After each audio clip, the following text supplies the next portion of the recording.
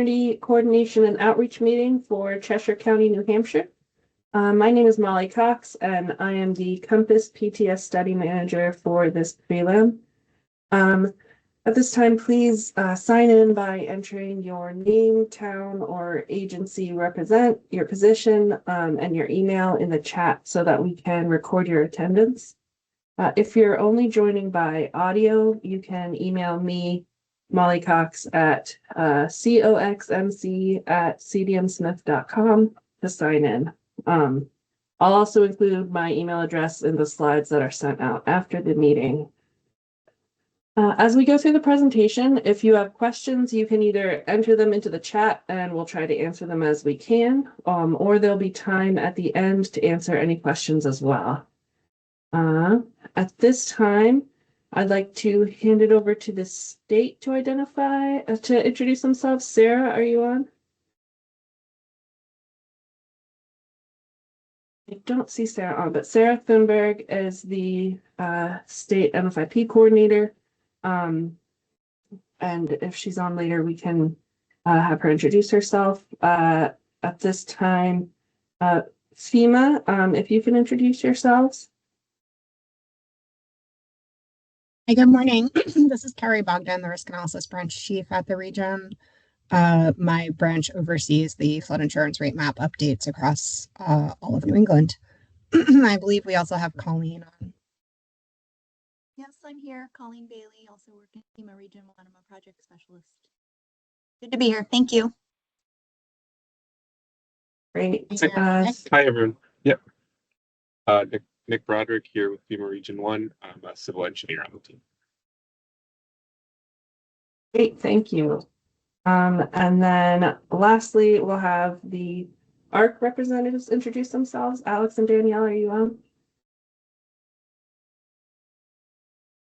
Hi, I'm Alex Sirotek. I'm the FEMA Region 1 Service Center Lead with ARC, that's Advancing Resilience in Communities. And I support on helping FEMA Region 1 manage all these various tasks and keep the projects moving along. Hello, my name is Danielle Washington. I'm the ARC Region 1 Post-Preliminary Processing Lead, and I work along with Alex to keep the projects moving along as well. Thank you. Great, thank you, everyone. Again, this is the Cheshire County Virtual CCO meeting. Thank you all for taking the time to join in. A bit of general housekeeping before we get going. As I mentioned before, you can enter questions in the chat as we go, or we will have the microphones unmuted at the end so you can ask them then if you prefer. There are also some tips at the bottom here for how to make the slides easier to read if the text is too small or the contrast isn't great. And now I'll get going with our presentation. So the agenda for today, we're going to talk a bit about the project timeline from the beginning of the study until now, and then what will happen after today. And then we'll go through the studies we've done for this portion of the county and introduce the map changes viewer.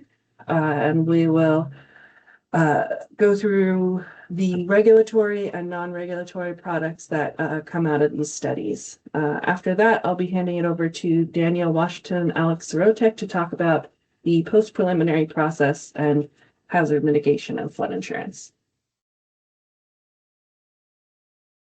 So this update for Cheshire includes 3 different watersheds, the Contoocook, Miller, and Middle Connecticut. So some of the communities in the county will see multiple sets of these meetings. The first set of meetings were the discovery meetings, which took place in 2018 and 2019. Next, the work map meetings. Those were opportunities to provide comments on the floodplain maps ahead of the preliminary, and those happened between 2021 and 2022. Following those, the data were compiled into firm databases, and those data were delivered to the communities during the SID 621 compliance period, which was another opportunity to view the floodplains and provide comments before the preliminary mapping. And then we're here today at the CCO meeting to review the changes made in the 2024 prelim, which includes, as I mentioned, the Contoocook, Miller, and Middle Connecticut watershed updates. Finally, during the LFD compliance period between LFD and effective, there will be an open house meeting held. This slide shows sort of the general timeline for the post-preliminary phase. The prelims were issued December 5th, 2024. We're here today at the CCO meeting. And then the, the appeal period start is currently planned for later this year. Once the appeal period begins, you'll have 90 days to review the products and submit any official comments or appeals to the data. Assuming nothing prevents it from moving forward, the study will go LFD or a letter of final determination. And then there will be a 6-month period in which you'll update your ordinances and adopt the new products.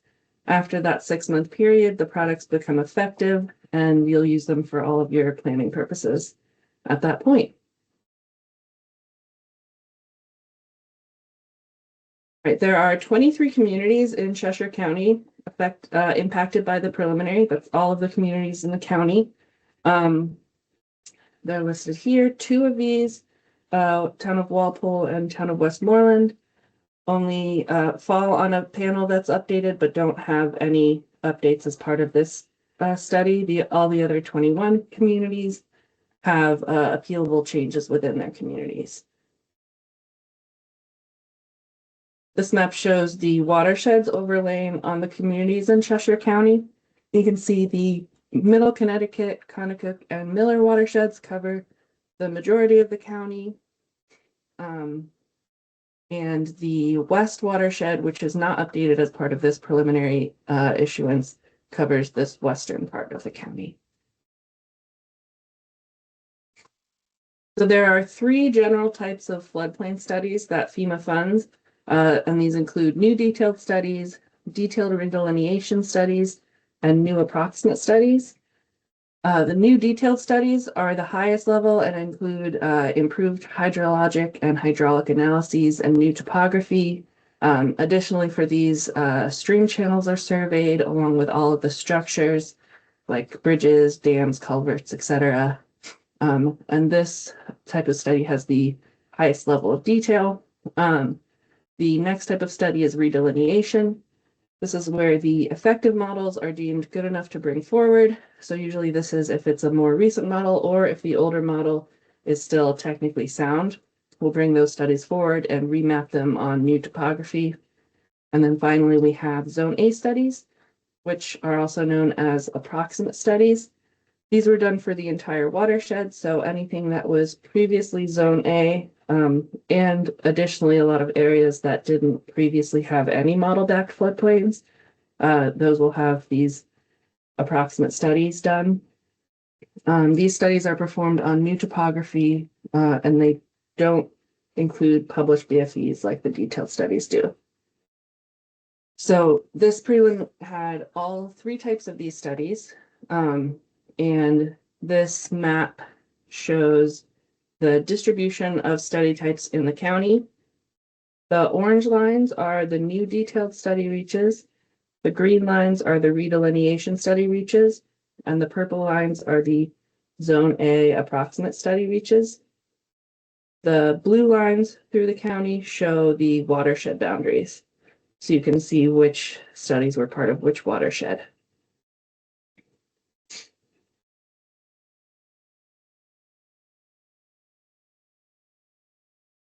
This slide breaks down the mileages of each study type and lists the streams that had detailed studies done and redelineation studies. As you can see, by far the most miles are in the new approximate, and then we had 57.8 miles of new detailed studies and 43.5 miles of detailed redelineation studies. Right now, we'll talk a bit about how to view the data. This slide shows an excerpt from FEMA's Flood Map Change Viewer that is available at the Map Service Center. The link on the slide will be live when we send the slides out after the meeting. This shows the effective products, the preliminary products, and once your products go LFD, they'll be shown as pending products. I encourage you to play around with various views and layers here so you can see how the mapping has changed in your communities. You can search in the search box in the upper right for a specific address or for the county or community, and it'll take you right there. Or you can just zoom in and pan around to look at places in your community. You can also toggle the layers on and off in the layers pane to get an idea of how the flooding has changed. Here's an example from the map change viewer showing how the maps have changed. On the left, you'll see the effective firm from 2006 and what it looks like on the current map. This will be the effective map. And then on the right, you see the preliminary map. The proposed preliminary data shows how it's different. And I definitely sort of encourage you to look around, go to places in your community that you're familiar with, see how the flooding has changed in the proposed products. All right, so with this preliminary, there are a few different types of regulatory products. The flood insurance rate maps, which are referred to as FERMs, are the map panels that show the floodplains. The flood insurance study, or FIS, is the report that lists all of the methods that were used and holds a lot of extra details in tables and figures. And the FERM database, which stores the digital data used to produce the FIS and the FERMs. If you have GIS capabilities, you can download that database and view it in your local GIS. If you don't have GIS capabilities, that map viewer we just looked at is a great tool for viewing the data. Okay, so you can see that there is a new firm panel format since the last effective maps in 2006. There's been a change in the format of the firm panels. They still show the same information and in some cases a lot more detailed information, but the layout has changed a bit. Colors are different, the format's a bit different, but all the information is still there. And this is an example of what your new firm panels will look like. All right, so there are 106 firm panels included in this update. This slide shows the updated panels in red. You can see that these panels cover the area of the county in the Contoocook, Middle Connecticut, and Miller Watersheds, while the portion of the county in the West Watersheds not included in this update. And this slide just shows the panel count for each affected community. All right, now we'll do a bit of an overview of the non-regulatory products that the region provides, which are known as flood risk products.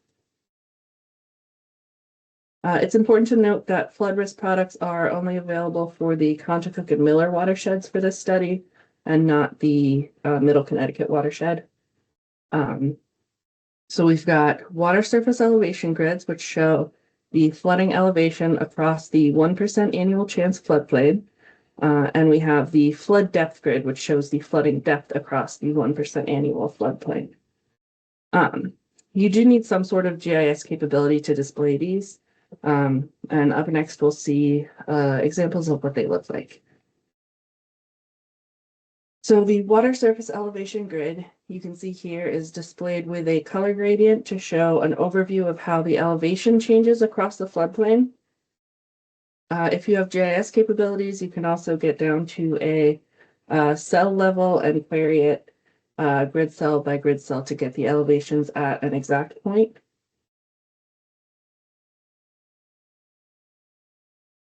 Here we have the flood depth grid, which is a similar looking product, but instead of showing the elevations, it shows the depth of the flooding at each grid cell.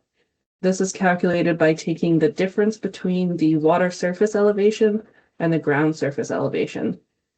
So looking at this map, you can see the deep red is the channel, which makes sense, that's the deepest part. And then as you move away, it gets shallower. But you can also see there's some depressions around where the depth increases, then decreases, and it isn't just uniform across the entire floodplain. This is a good tool for visualizing how deep the water will be at a given spot in the floodplain. To access the flood risk products, they're available for download at FEMA's engineering library site. Again, the link on the screen will be active in the slides when we share them. To find these products, you will search the watershed name, so Contoocook or Miller, and then select FRP studies as the product type in the filters on the left. The resulting link will bring you to a list of available products, and the grids will be in a zip file with geotiffs in the name. Now, as mentioned earlier, you will need some sort of GIS capabilities to view them, as there is not a viewer like there is for the regulatory products. All right, at this point, I'm going to hand it over to Danielle Washington to talk about the post-preliminary processing phase of the project. Hello again. My name is Danielle Washington. I'm the ARC Region 1 Post-Prelim Processing Lead for the study. Thanks for joining today. We'll discuss the post-preliminary process as well as responsibilities for your community. As a reminder, your community has volunteered to participate in the National Flood Insurance Program, also known as the NFIP. As a participant of the program, your community has a responsibility to review the preliminary flood insurance rate maps before the maps are deemed effective. The scope of the review is to ensure the prelim firms accurately characterize flood hazards and to ensure they are representative of local conditions. Upon completion of your review, corrections, comments, and appeals, when appropriate, should be submitted to FEMA. Your community also has the responsibility for providing outreach to citizens that may be impacted by changes to flood risk information displayed on the new maps. As mentioned before, the Map Change Viewer can be used to assess changes to the existing flood hazards in comparison with the prelim updates. Also, it's important to note that communities with new flood hazard information should also adopt or update existing flood ordinances to meet requirements of the National Flood Insurance Program. I think we're catching up on slides right now. I'll discuss the prelim maps for your community and how you can obtain those. We mentioned this before in our earlier part of our presentation. There's two websites that are available for you to use to obtain this information. The first website is the Map Service Center, or the MSC. You can download information from this site, or you can view it from this site as well. The second website is our backup website that has a download option. Next slide. Here's the post-preliminary timeline for your community. It was discussed earlier in our presentation. It is important to note that your community appeal period will start in the spring, and other pertinent milestones will follow as we work throughout the post-prelim process for your study. Next slide, please. After today's CCO meeting, FEMA will publish a notification in the Federal Register announcing new flood maps will be issued for your community. FEMA will also publish 2 separate legal notices in 2 local newspapers within a week time frame. On the same date that the second newspaper notice is published, the statutory 90-day appeal period will start. Once your comments and appeals have been reviewed and addressed by FEMA, a letter of final determination, also known as an LFD, will be issued to your community by FEMA. The LFD will indicate mapping for your community has been finalized, and an effective date will also be provided in the letter. The effective date is 6 months from the LFD date. During this time frame as well, FEMA will also host an open house to review flood maps with your community before the maps become effective. Next slide, please. Now let's go over the appeal process. Appeals must be submitted during the 90-day statutory appeal period. Individual property owners and community officials can submit appeals or comments. During the appeal period, all appeals should be sent to FEMA. An appeal by definition is a formal objection that will result in a modification to the preliminary base flood elevations or flood depths, flood boundaries or zone designations, and regulatory floodway boundaries.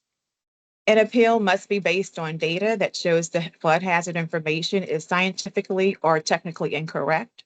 Appeals must be accompanied by sound documentation that provides the basis for the revision to the preliminary information.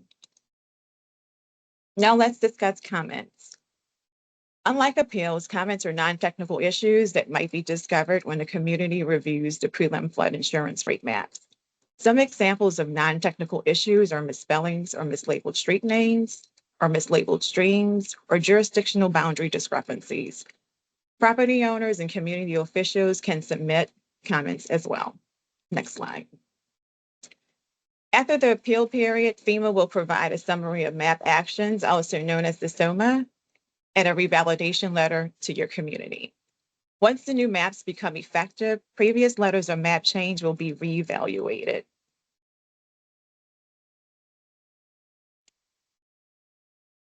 Next slide. FEMA will evaluate and determine the validity of all existing letters of map change as part of the map update process. It's important to note LOMACs are legally binding changes to the map, so this review is of great importance. On the right is an example of a SOMA letter that will be provided to your community. And we'll go through that, the details of the SOMA letter in the next slide. The summary of MAP action letter has 4 categories. The first 2 categories are LOMACs that have been revalidated. Category 1 are LOMACs that are large enough to display and incorporate on the revised maps. Category 2 are LOMACs that have been revalidated but are not incorporated on the maps due to map scale. However, despite not being displayed on the map due to the scale limitations, the LOMACs are still valid. There are 2 subcategories within Category 2. Subcategory 2A are LOMACs that are on the revised community map panels, and subcategory 2B are LOMACs that are on unrevised community map panels. There's 2 additional categories within the 4. Category 3 are LOMACs that are no longer valid and have been superseded by the new study. In Category 4 are those LOMACs that need additional review time, and they will be reviewed separately from the submission of the SOPA.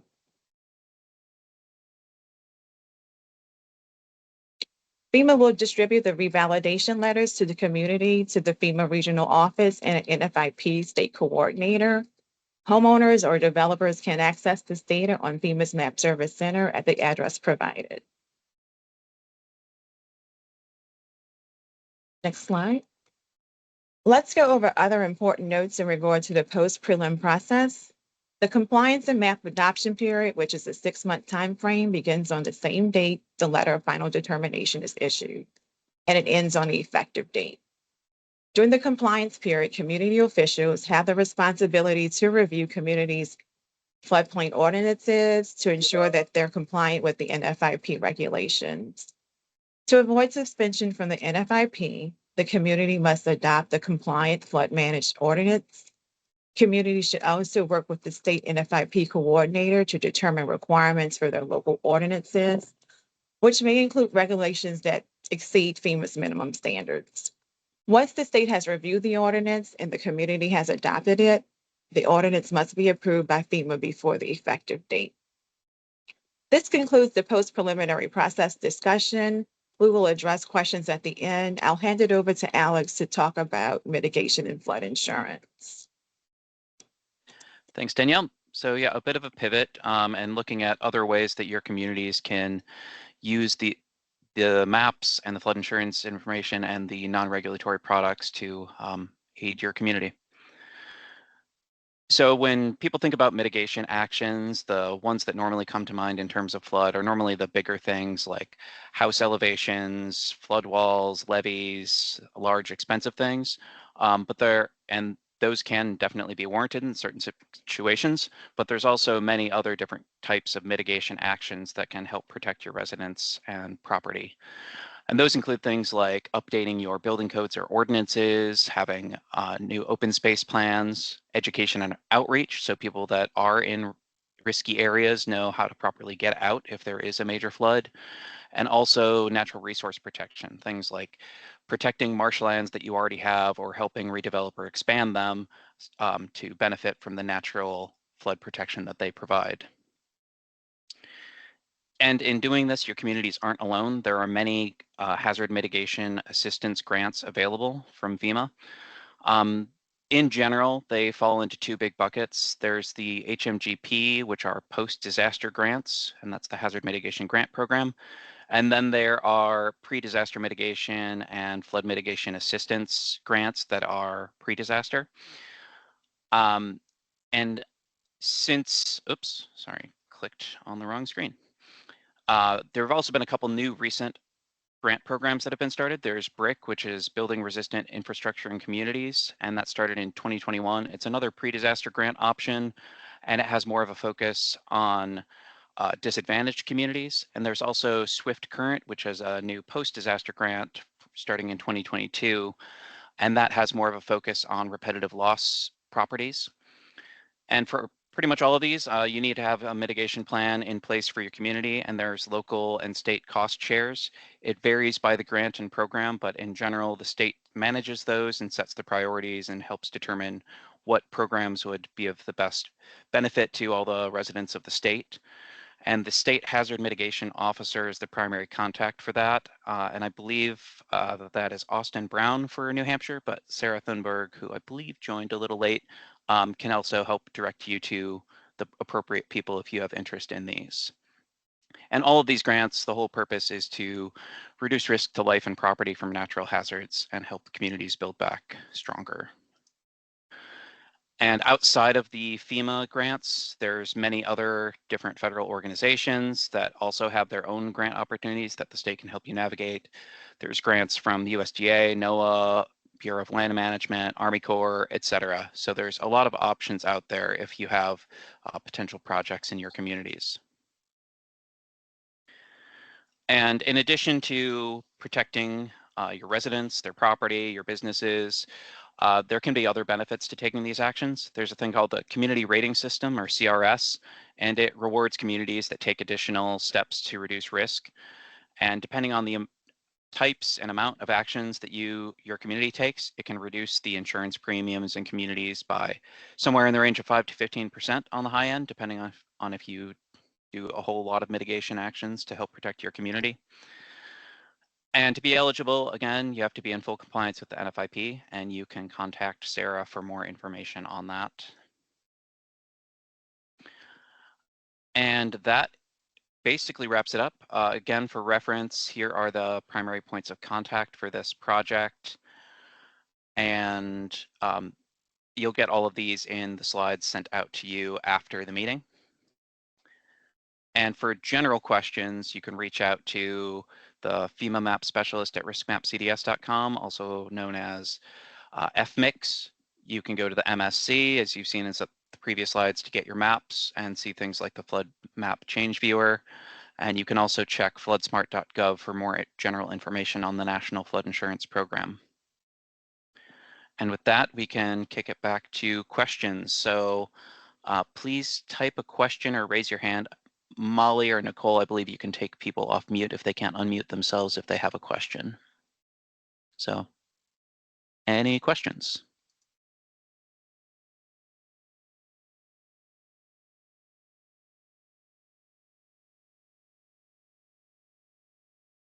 Yep, you can go ahead. Your mic should be enabled so you can unmute. Hi, I'm not able to sign in on the chat at all. Did that get through? Yes, we can hear you. I heard you. Yep, and I will record your attendance. If you and Town of Gilsum. great, thank you.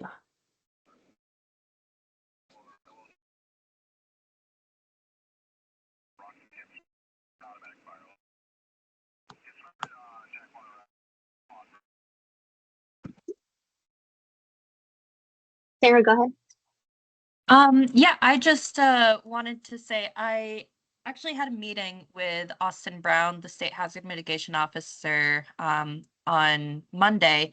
And with all of the different grants and mitigation opportunities there are, he highly encouraged if anybody at any town has a project that they are wishing to do, to like write up a letter of interest or a letter of intent and send it to him, and he will find the grant and the money and the funding for your project. So don't worry about specifically trying to make sure that your project falls under the scope of the BRIC grant.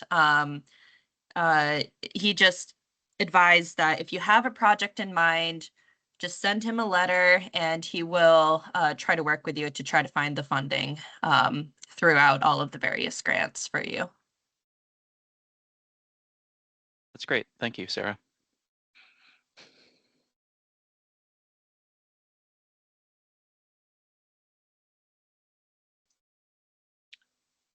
Any other questions at this time? And apologies if chat is not working for you, feel free to raise your hand. Seems it works for some and not others, but Teams can be finicky that way sometimes. And yes, Andrea, the slide deck will be emailed out to everyone following this meeting.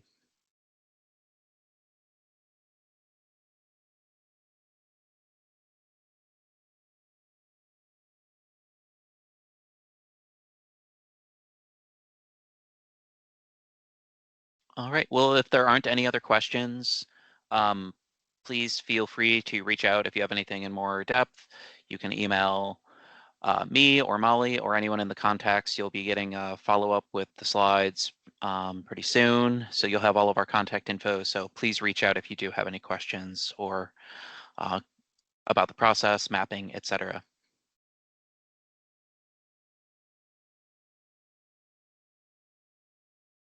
All right, any other comments from any folks on the line? One last call.